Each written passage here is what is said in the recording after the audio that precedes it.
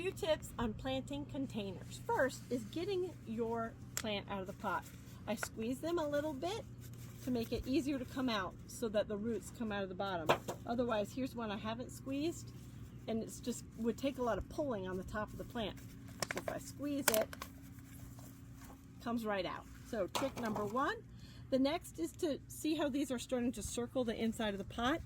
I just gently break them up, not too much, but just enough kind of to tell them it's okay to start growing again and fill this container.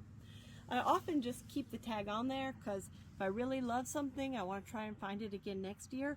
Another trick I have is to take all my tags of the plants and I put them in one spot. Say always put them in the back left corner so you can find them all as a clump and then they're not just there kind of unsightly. Then, since I'm using fresh veggie mix, I can just plant with my hands. I can dig out a hole, stick it in there. I want it to be no deeper than the soil line, and then I just gently fill back. When I water it in, I'm going to use water to fill in some of those air pockets. I'm not going to put a lot of pressure on it myself. I'm going to let gravity and water take care of that. So this is my Scabiosa. I like to have the Thriller. This is a dahlia.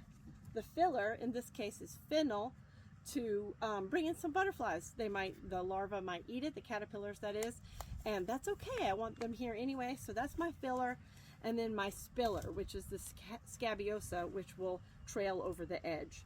Sometimes I pack plants in, other times I give them a little more room.